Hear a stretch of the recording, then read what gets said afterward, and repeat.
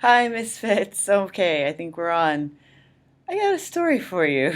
So, let's see. Today is Sunday, June 1st, 2014, and I am in Fargo, North Dakota for the second Misfit Con put on by Misfit Incorporated. And today, my plan for the afternoon, those of you who saw me today that were in the conference, was to go pee and then go eat lunch and then come back to the room, take a nap, and then create a splash page for my newest project, which we came up with over breakfast on a napkin.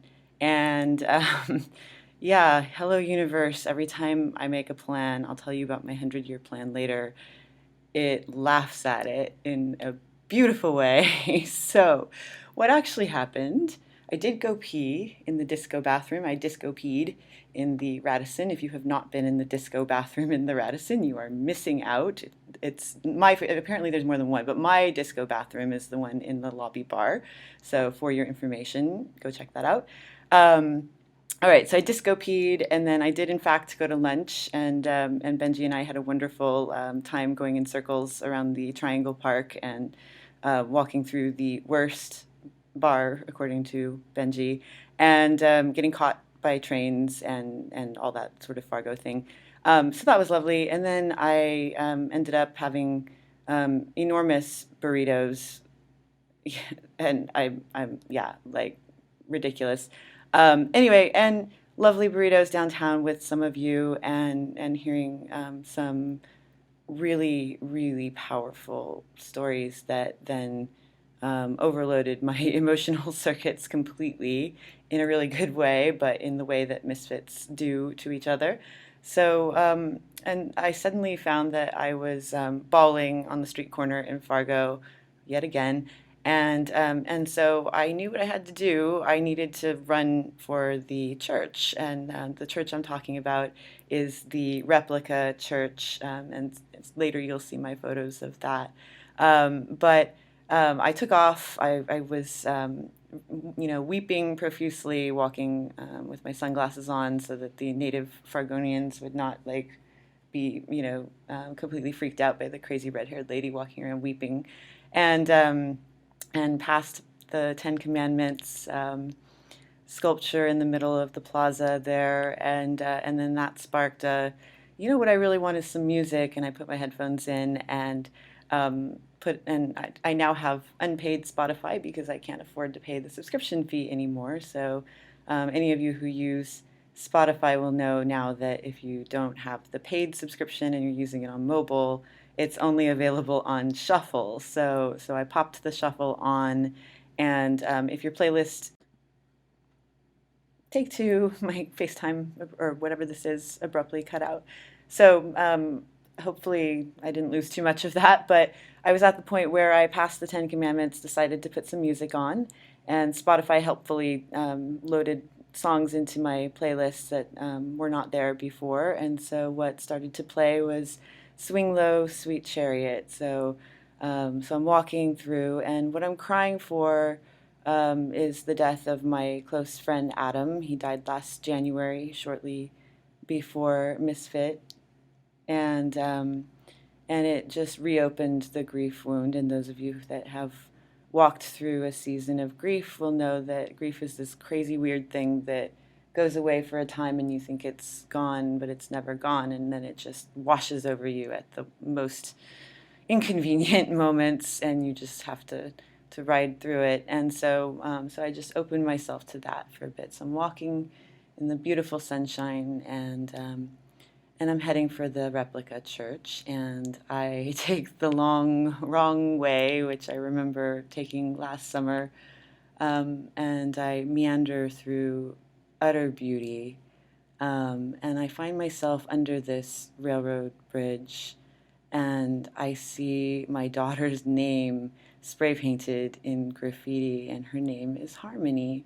So I stopped to take some pictures of that, and the three pieces of graffiti under that bridge read, well, here, I'll find them because I was going to just show. So I may have to show these photos later. I don't know if the computer can even see my phone. But if you can see that, it says plant. And then here is harmony. If you can, trying to get it to see it. There we go, harmony. And then it also has the word seek. So in Fargo, your graffiti reads seek, harmony, and plant. I don't know about you, but where I come from, graffiti usually says not very nice things. So Fargo, what's up with your graffiti? So I pass through this, and then the next thing I find. All right, apparently the computer can't quite handle my storytelling. It dropped me again, but hopefully I didn't lose any of that.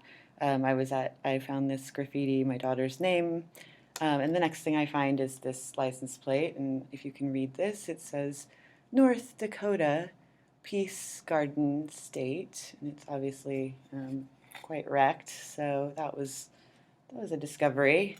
And I did learn about the Peace Garden on my last trip. It's on the border, apparently, between Canada and the U.S. and is shared territory, so that's a special thing to find. And I kept walking, and I find a lovely woman out in front of her house gardening, and I stop for a chat, and she's planting her flowers. And one of the things in her garden was columbine, which I don't know much about flowers. I just said, "Oh, what is this one? It's beautiful." And she said it was columbine. So now I know what that looks like. So I kept going, and she said, "Well, the bridge might be up, but if it's down, you can get to the church that way." So I keep going, and I get down to the through the park to the end of the path, and I discover the bridge is in fact up, which I didn't know what that meant. Let's see if I can find the photo. Um, so,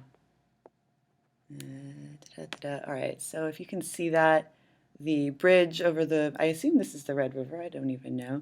The bridge over the river here is way up in the air, which I presume they do because it floods and snows and such things. So I find myself at the end of the line here, the bridge to nowhere. I walked across this bridge last summer, coming back from the Fargo Gay Pride gathering in the park there. So now it's the bridge to nowhere.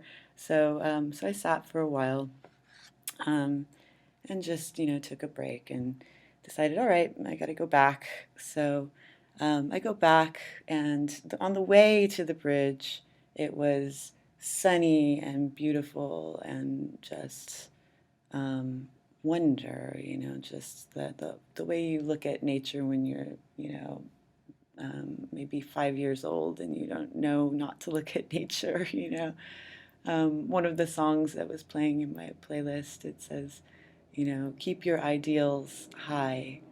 The sky belongs to no one, and that was playing while I was walking through the sunshine.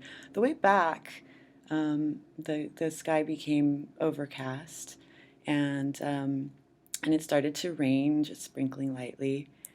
And and I get to the end of this path, and I spot a child. It's a park there. It's near the some sort of performance arts center, and I'm paranoid now that the computer's going to drop me. But so I see this child, and she's dark skinned, beautiful, beautiful girl, maybe like 6 or 7 years old, and she's wearing what from a distance look like pink polka dot tights, and so I'm actually right now wearing polka dot tights myself. You can see the mud there. I'll get to that.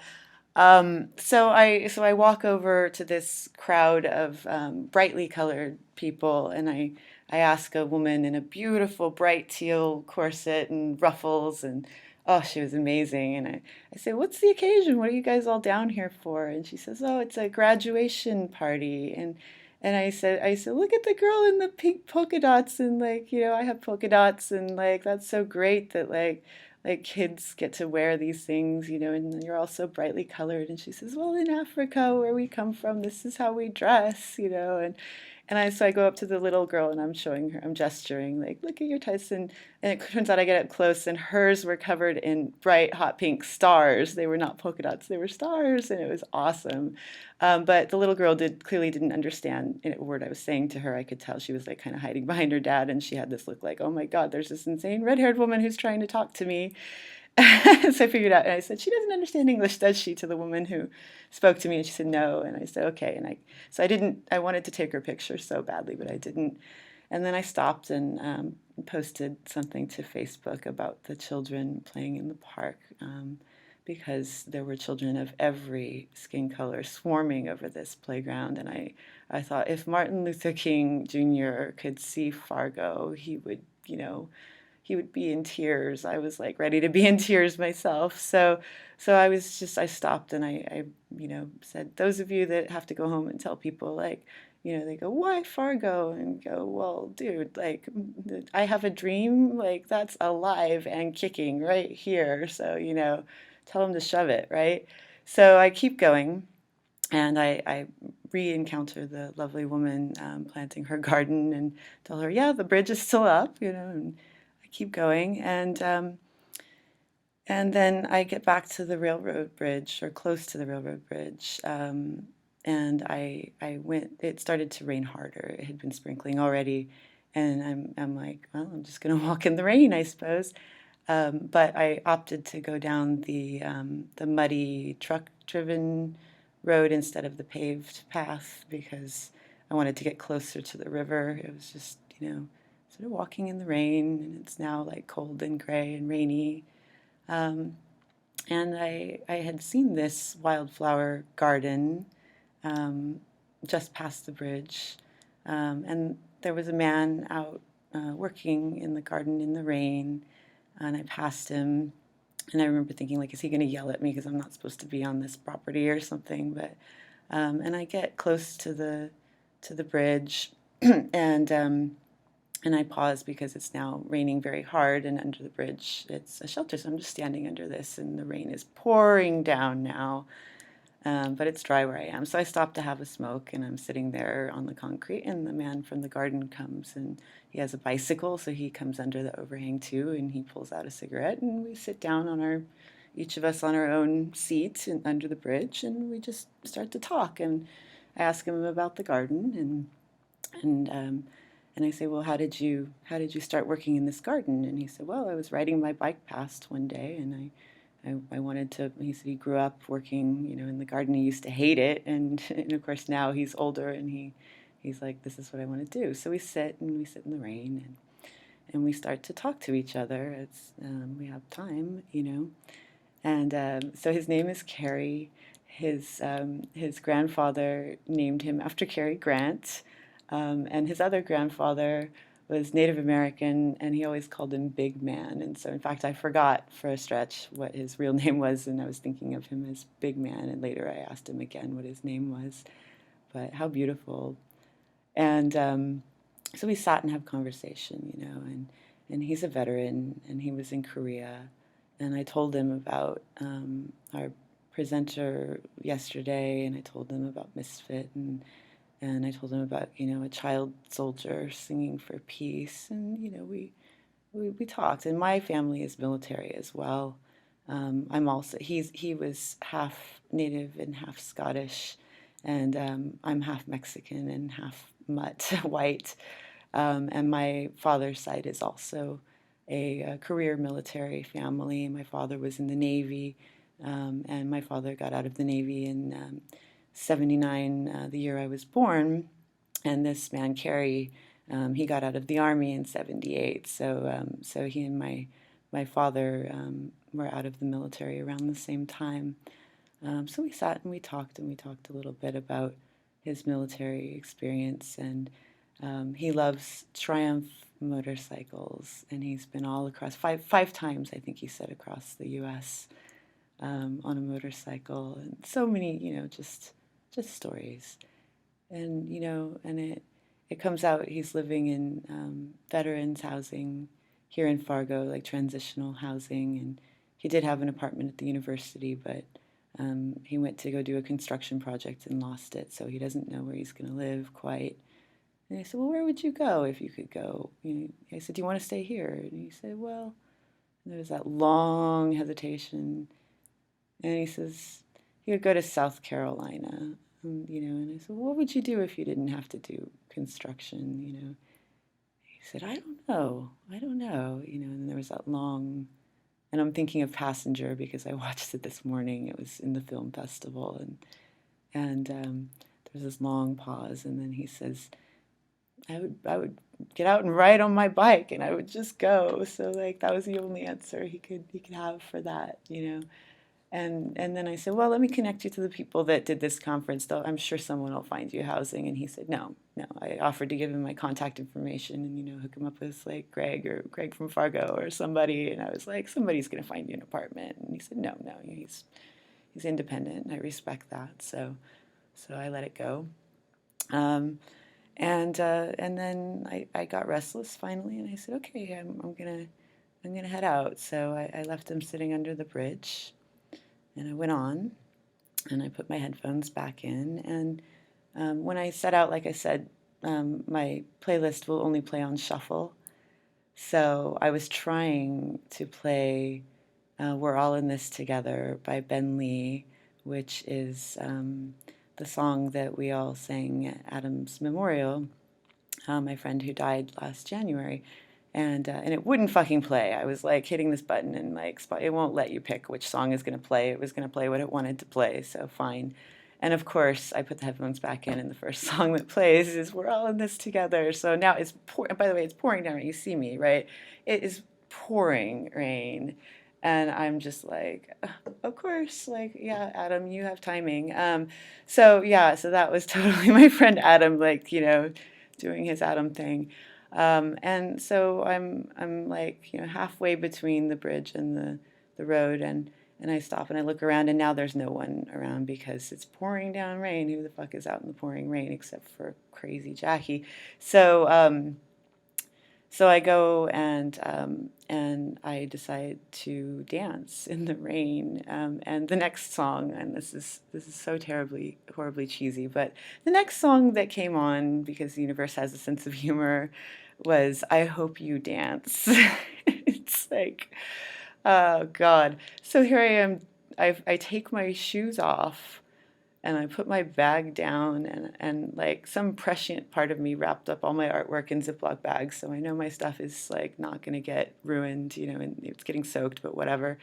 And I take my boots off and I dance barefoot in the rain to "I Hope You Dance." And sometime I'll post the lyrics to that and you'll get the joke. But all right, so I do this, and then the rain stops, and I'm now drenched, and I have a couple of photos of me like catching raindrops with my tongue like a whatever 6-year-old. Um, and so I start to walk back. I'm like just a block or two from the hotel here, and I'm walking barefoot, carrying my muddy boots and my wet bag, and Carrie catches up with me on the path and walks the rest of the way with me. So that's how come I know his not just to call him Big Man. And I come back to the hotel, and I'm just standing out front here, and I'm just like, I have to go inside and tell this whole story while it's still fresh in me. So hopefully, I'll do something with this. I'll put this together into something. But I'm just gonna hold up a couple of more things I have lying here. So yeah, yeah. There's one, and here's two. Yeah. Carrie is a misfit. Yeah. So, yeah, and one more for you. This is what I'm doing. I'm alone in my room. Okay, me, I do not like to be alone. And what am I doing? I'm at MisfitCon. Y'all are still here somewhere. I'm supposed to be like at dinner in the woods or something. And I'm alone in my room having a Fargo Brewing Company, stone's throw by myself and telling stories to my computer. And I don't quite know what to make of myself. So, yeah, coming back and taking a nap and, throwing up my splash page.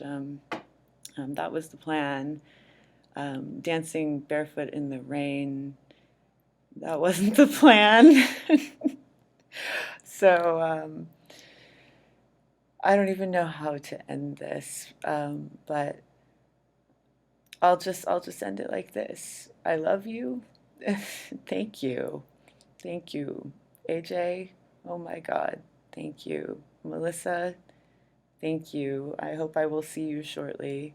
I think the new plan is to fall down. So I think that's gonna happen first, but I hope I find you guys. See you soon.